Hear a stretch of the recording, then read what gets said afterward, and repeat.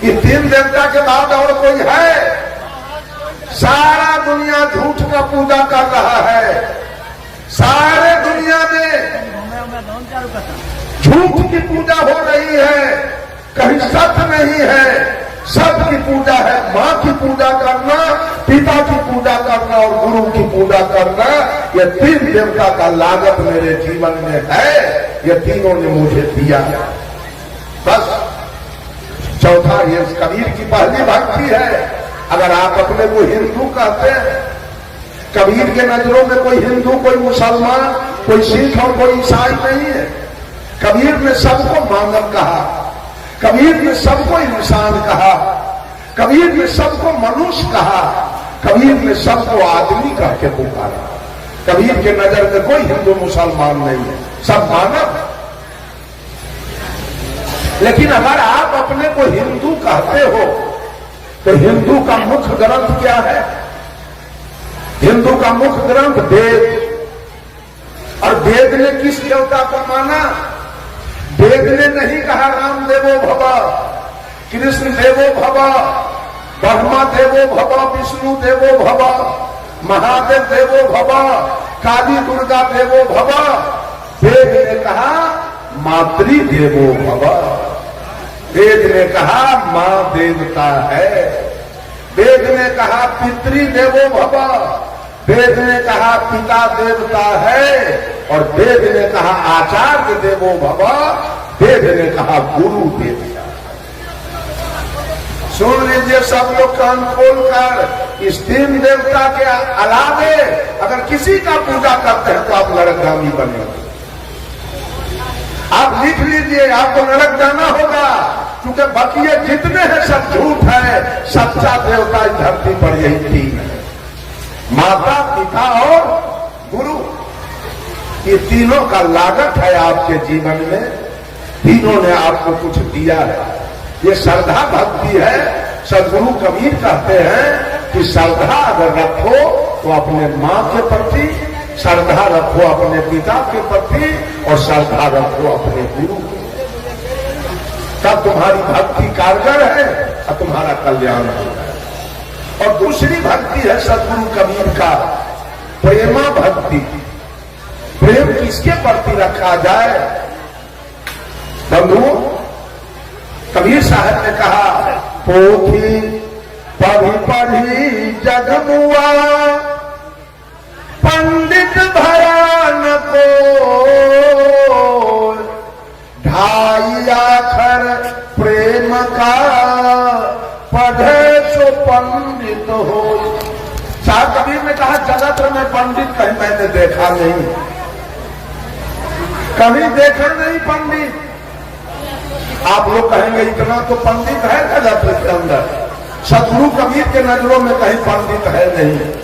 उन्होंने कहा ढाई आखर प्रेम का, जो पौरा संयुक्त एकार मोहलंत, जो प्रेम का पाठ पढ़े वो पंडित है। पढ़ के सब घुसखोर हो गया, पढ़ के चोर हो गया, पढ़ के बेईमान हो गया, पढ़ के सब जातिवाद कर रहा है, संप्रदायवाद कर रहा है, छुआछूत कर रहा है। पंडित एक भी नहीं। पंडित कौन होगा?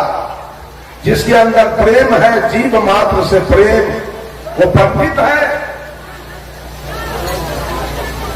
प्रेम कैसा होना चाहिए? मैंने सोचा प्रेम तो पति पत्नी के बीच है, प्रेम तो साला बहनोई के बीच है, प्रेम तो ससुर दामाद के बीच है, प्रेम तो पिता पुत्र के बीच है, प्रेम तो सास पुतोह के बीच है, प्रेम तो गुरु चेला के बीच है।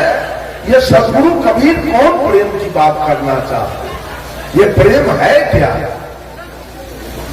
बंधुओं, सदगुरु कबीर के विचार के अनुसार प्रेम कहीं लेश मात्र नहीं है धरती पर। प्रेम है ही नहीं। वो प्रेम कौन है? एक आदमी इसी तरह सत्संग कराया। जब सत्संग समाप्त हो गया तो गांव के जाने माने एक व्यक्ति, संभ्रांत व्यक्ति, जो सत्संग में नहीं आ सके, एक व्यक्ति गया कहने, चाचा जी आप कल मेरे सत्संग में क्यों नहीं आए? वो व्यक्ति कहा, बेटा कल मैं एक पंचायती में चला गया इसलिए नहीं आ सका। तो वो आदमी पूछा, पंचायती कैसी थी?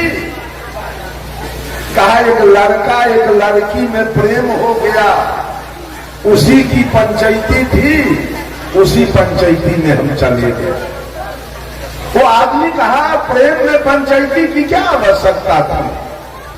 पंचायती को झगड़ा में, लड़ाई में, चोरी में, दलाली में, घुसखोरी में, बेईमानी में, हत्या में, बलात्कार में पंचायती होती है।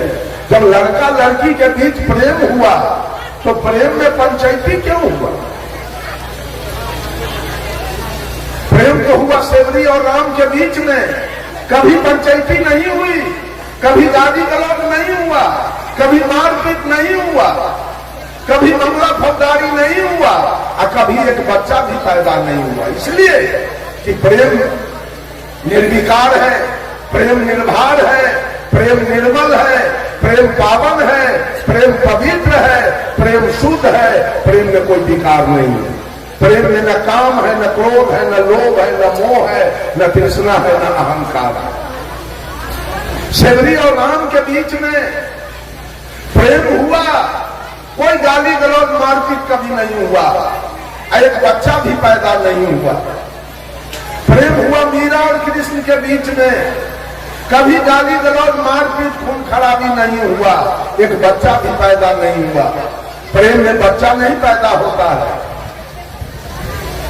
प्रेम हुआ राम कृष्ण परमहंस और शारदा देवी के बीच में, कभी एक बच्चा नहीं हुआ, कोई गाली गलौज मारपीट नहीं हुआ। प्रेम हुआ जयप्रकाश नारायण और प्रभावती देवी के बीच में, कोई गाली गलौज नहीं, कोई मारपीट नहीं, कोई बच्चा भी पैदा नहीं हुआ। उसका नाम प्रेम है।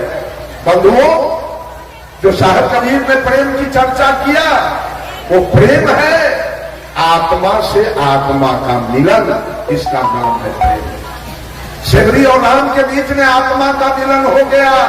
सेवरी कही थी राम से कि ही विधि स्तुति करो तुम्हारी, अधम जाति में जरमति नारी, अधम ते अधम अधम यति नारी, तीन मह में मति मंद गमारी।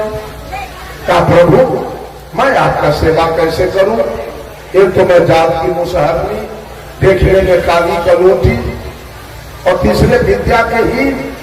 तो भगवान राम ने सेवरी से कहा, कहा रघुपति सुनु भामनि बाता, मान हुए भगति करनाता, जाति पाति कुल धर्म बराई, धन बल परिजन गुण चतुराई, भक्तिहीन नर सोहि कैसे, लवन बिना बहु व्यंजन जैसे। क्या सेवरी, हमारा तुम्हारा कोई शादी सरहोज का रिश्ता नहीं है, एक प्रेम का रिश्ता है।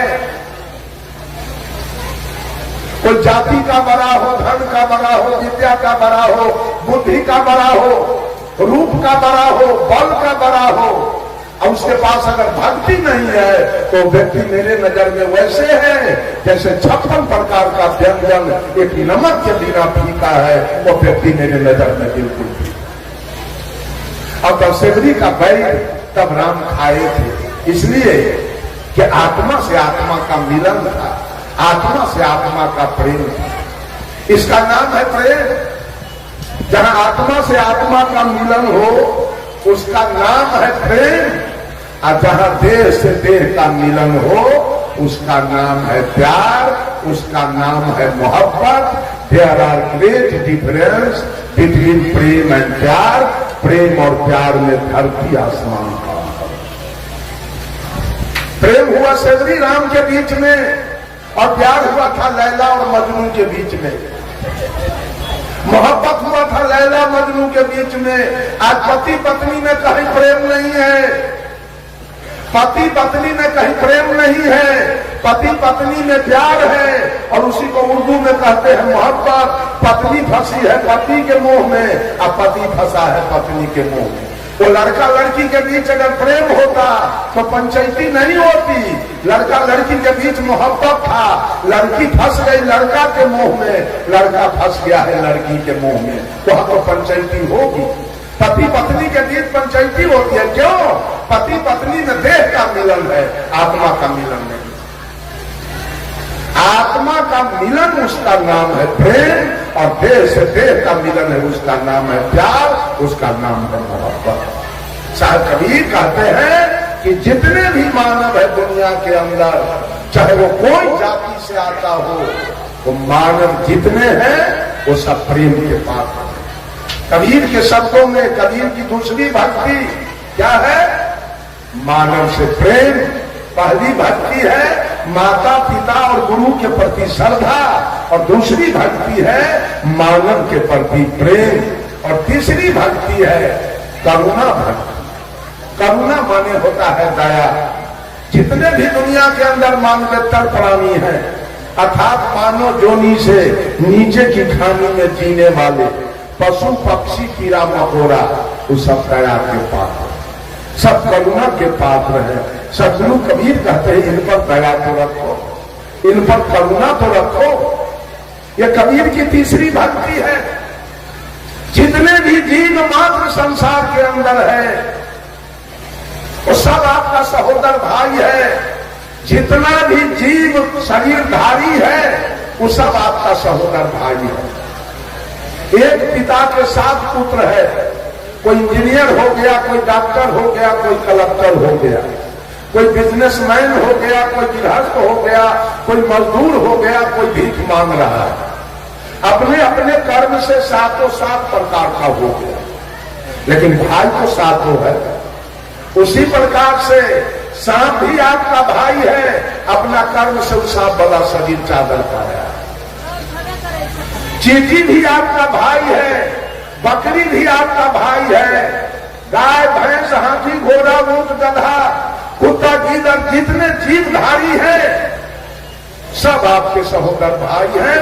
साहिब कबीर ने कहा, अरे अजब जोलाहे चादर बीनी सूप करम के तानी, सूरत निरत के भरनी दिन्हा, तब सबके मन मानी चादर हो गई बहुत पुरानी। अब तू सोच समझ अभिमानी, चादर हो गई बहुत पुरानी। चुलाहा जब कपड़ा बुनता है, एक तरफ से तानी किया, दूसरे तरफ से भरनी किया, चादर तैयार हो। ठीक ही जीव का जैसा कर्म वैसा तानी, और जहां सुरती जहां ध्यान उसकी भरनी, चादर तैयार हो गया। देखिए हम लोगों को मर्द वाला चादर मिला, इन लोगों को औरत वाला चादर मिला, किसी को गाय वाला चादर मिला, किसी को भैंस वाला चादर, किसी को कुत्ता वाला चादर, किसी को गीदड़ वाला चादर, किसी को विशाल हाथी वाला चादर, किसी को चींटी वाला चादर। सब अपना अपना कर्म से चादर पाया है। इसी रोसड़ा में किसी का 5 महल का मकान होगा, किसी का 4 महल होगा, किसी का 3 महल, किसी का 2 महल, किसी का 1 महल का मकान होगा, किसी का एस्बेस्टस होगा, किसी का टीन का चदरा होगा, किसी का खपड़ा होगा, किसी का फूस होगा। और नट बकरू करोड़ी पछमा डोम, जो खाना बदोश की जिंदगी जीने वाले घुमक्कर लोग हैं, वो टेंट में सिल्की में रहे। आखिर हर घर में रहने वाला कौन है? पक्का में कौन रहता है? खपरा में, टेंट में, सब में इंसान है। उसी प्रकार से मकान चाहे हाथी के जैसा 3 महला हो, मकान चाहे बकरी के जैसा 1 महला हो, लेकिन हर घर में रहने वाला वही आत्मा इंसान है, दूसरा कोई नहीं। इस सब पर दया कबीर की तीसरी भक्ति। आज लोग मुर्गा पोस पोस के कटवा रहे हैं, बकरी पोस पोस के महिला सब गला में कंठी पहनी है, बकरी पोस पोस के कटवा रही है, कबूतर पोस पोस के काटे जा रहे हैं, गाय काटे जा रहे हैं, भैंस काटे जा रहे हैं, ऊंट काटे जा रहे हैं, दुम्बा काटे जा रहे हैं। अरे ईसाई लोग तो कुत्ता गीदड़ सहित को खा रहा है। अब मनुष्य कुछ बाकी नहीं रह गया। सबसे बड़ा चंडाल तो मनुष्य हो गया, सबसे बड़ा चंडाल मनुष्य हो गया। क्या भक्ति करेगा, क्या मुक्ति करेगा, क्या कल्याण करेगा, क्या सुंदर सब समाज का निर्माण करेगा। जीव मात्र पर दया, ये कबीर की तीसरी बात। सब लोग जीव पर दया कीजिए। आज तक मेरा उम्र 68 वर्ष का बीत रहा है, लेकिन अपने समझदारी से, अपना जान से मैं आज तक एक चींटी को नहीं मारा। अब धोखा से अनजान में मर जाए उसकी बात मैं नहीं करूंगा, लेकिन जान करके आज तक मैं एक चींटी को नहीं मारा। समझता हूं उसमें भी, और गुरु जी ने ज्ञान दिया कि बेटा पाप कर्म कभी मत करना, किसी जीव का हिंसा मत करना, ये पाप तुम्हारा जान नहीं छोड़ेगा, ये पाप नहीं जान छोड़ेगा। पाप बड़ा प्रत्यक्ष है, हिंसा सम नहीं कोई। अब धर्म राय लेखा चुके तब सब नौबत हो। और साहिब कबीर ने कहा, जहां जहां दया वहां धर्म है, जहां लोभ वहां पाप, जहां क्रोध वहां काल है, जहां क्षमा वहां आप। और गोस्वामी तुलसीदास जी ने भी कहा, दया धर्म के मूल है, नरक मूल अभिमान, तुलसी दया न छाड़िए, जब लगी घट में प्राण। जीव पर दया, साहिब कबीर ने कहा, मनुष्य प्रकृति से शाकाहारी, मांस से अनुकूल नहीं है, पशु भी मानव जैसा प्राणी, वो मेवा फल फूल नहीं। कबीर साहब कहते रहे, बकरी मुर्गी, गाय भैंसी, गाजर है, मूली है, आम है, मिर्ची है, सेव है, संतरा है, बड़ा मजा से काट काट के खा रहे हो। रे बेवकूफ, वो भी प्राणी है तुम्हारे जैसा, उसमें प्राण है। मान लिया जाए कि जेठ की दोपहरी चल रही है, कड़ी धूप, और उस धूप में नाम को रख दिया जाए, हारमोनियम को रख दिया जाए, और भैंस को बांध दिया जाए, गाय को बांध दिया जाए। धूप से छटपटाएगा कौन? हारमोनियम की नाल कि बकरी की गाय है? इसका मतलब उसमें प्राण है, उसमें जीव है, उसको धूप लग रहा है, उसको अंदर कीजिए, वो छटपटा रही है, उसमें जीव आत्मा है, प्राण है। शायद कबीर को मुसलमानों से कहा, दिन में रखते हो रोजा, रात न तो हो गाय, यह खून वह बंदगी, कसकर खूस खुदाए। ऐ बोली, दिन भर अन्न नहीं खाते हो, पानी नहीं पीते हो, मर जाओ लेकिन नहीं खाते हो, और जब सूर्यास्त हुआ तो कोई मुर्गी जब्बा करते हो, कोई गाय जब्बा करते हो, कोई बकरी जब्बा करते हो, कोई ऊंट जब्बा करते हो, कोई दुम्मा जब्बा करते हो। एक तरफ खून की नदी बहाते हो, और एक तरफ तुम्हारी पूजा हो रही है। ये पूजा कैसे होगा? साहिब कबीर ने कहा, खोजे अल्लाह के नगारिया, जन्म के फूहरी, जन्म के फूहरी हो, जन्म के फूहरी, खोजे अल्लाह के नगारिया, जन्म के फूहरी। पांचों वक्त नमाज गुजारे, राखे 30 रोजा, पांचों वक्त नमाज गुजारे, राखे 30 रोजा।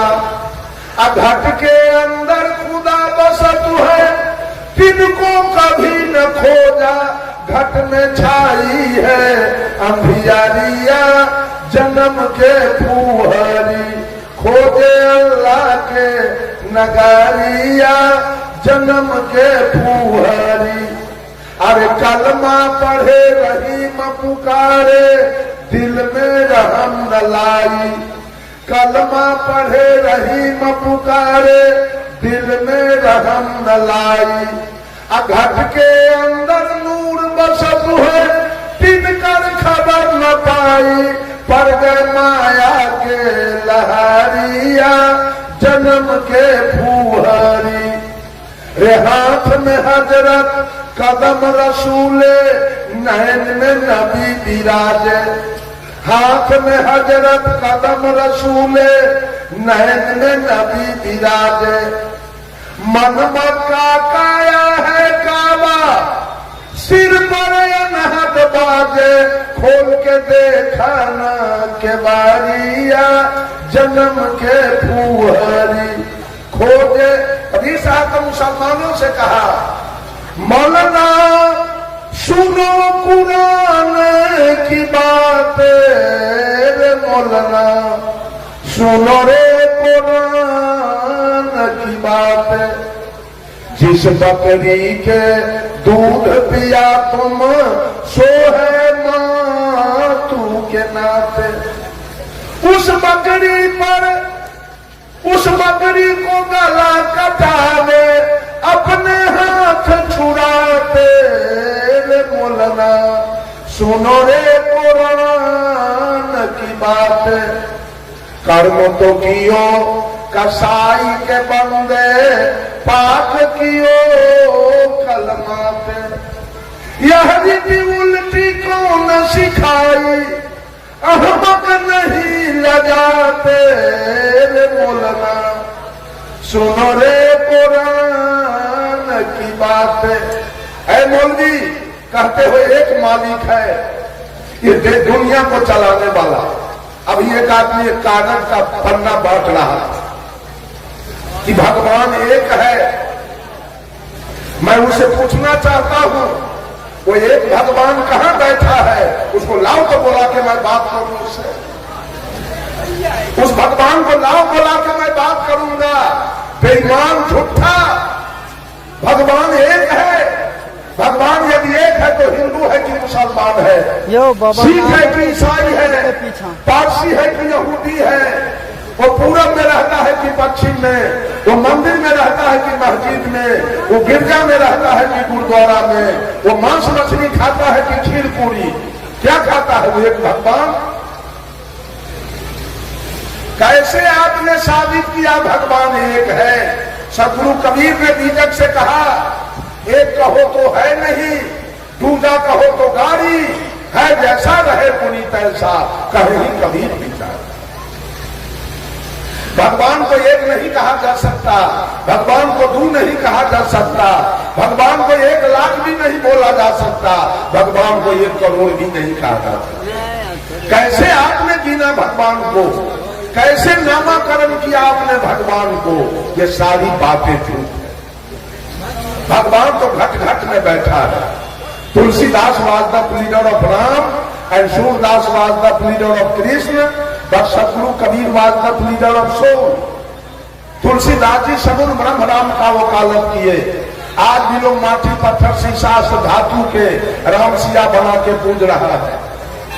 सूरदास जी ने कृष्ण का वकालत किया।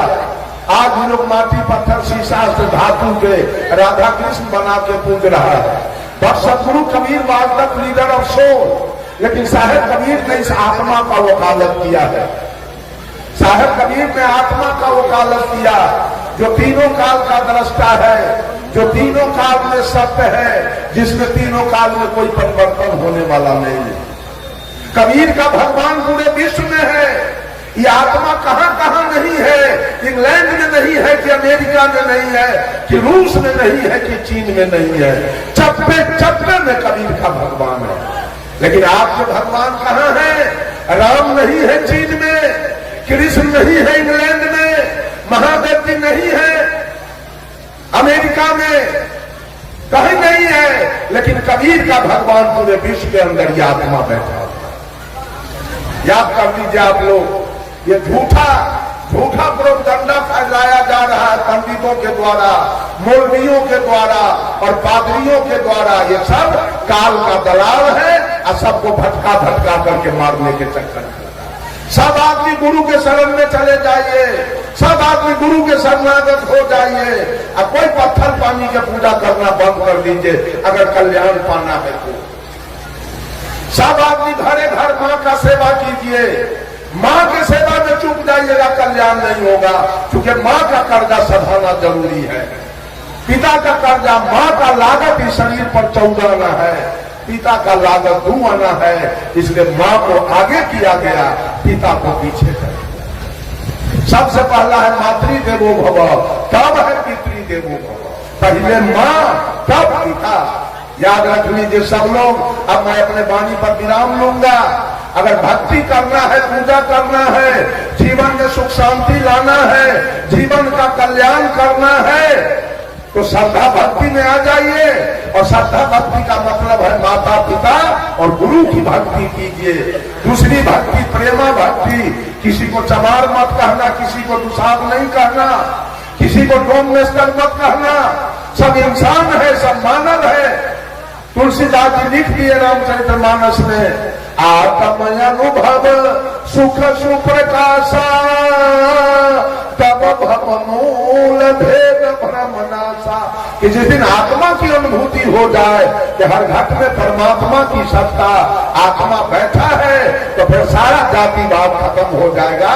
ये गोस्वामी तुलसीदास जी ने, साहेब कबीर ने भी कह दिया, अरे आत्म ज्ञान बिना सब सोना, क्या मथुरा क्या काशी रे। जैसे मिर्गा नाभिक कस्तूरी, बन बन फिरत उदासी रे। मोहे सुनी सुनिया बत हंसी। एक आत्मज्ञान के बिना ये धरती चल रही है चारों तरफ। मंदिर मस्जिद की कमी नहीं, पूजा की कमी नहीं। एक आत्मज्ञान के बिना जातिवाद, संप्रदायवाद, छुआछूत, अवर्ण सवर्ण, नीच ऊंच की भावना चल रही है। जिस दिन आत्मा की अनुभूति हो जाएगी कि ब्राह्मण में भी वही आत्मा और नीचे जाति में भी वही आत्मा, उस समय आपके अंदर से जो भेद भरम है वो सारा खत्म हो। तो मैंने कहा कबीर की 4 भक्ति है, सबसे अंतिम भक्ति है स्नेहा भक्ति। स्नेह किसके प्रति? जो छोटे छोटे बाल गोपाल हैं 10 वर्ष से नीचे के, साहब कबीर ने उसके प्रति स्नेह रखना स्वभाव। ये कबीर की 4थी भक्ति है। पहली भक्ति माता पिता गुरु के प्रति श्रद्धा, दूसरी भक्ति मानव के प्रति प्रेम, तीसरी भक्ति जीव जंतु के प्रति दया, और चौथी भक्ति है कबीर का कि जितने बच्चे हैं नन्हे मुन्ने बाल गोपाल शिशु, उसके प्रति स्नेह रखना, आदर रखना अपने दिल में। यही 4 भक्ति है कबीर का। 4 भक्ति आपकी हो गई, आपका भौतिक जीवन अविचल सुखमय होगा और आध्यात्मिक जीवन अविचल शांतिमय हो जाएगी। आपका कल्याण हो जाएगा, आपका मोक्ष हो जाएगा, आपकी मुक्ति हो जाएगी, आपके जीवन में सुख शांति आ जाएगी। सर्वे भवन्तु सुखिनः, सर्वे सन्तु निरामया, सर्वे भद्राणि पश्यन्तु मां कश्चित् दुर्भाग् भवेत्। सभी लोग सुखी हो, सभी लोग निरोग हो, सभी लोग स्वस्थ हो, सबका कल्याण लाभ हो, सब परस्पर आदर भाव से जिए। इन्हीं कुछ शब्दों के साथ अपने वाणी को देता हूं विराम। बोलिए सतगुरुदेव की, बोलिए महंत ठाकुर साहेब की, महंत भक्त साहेब की, महंत काशी साहेब की, और वर्तमान महंत दीप नारायण साहेब की। प्रेम से बोलिए।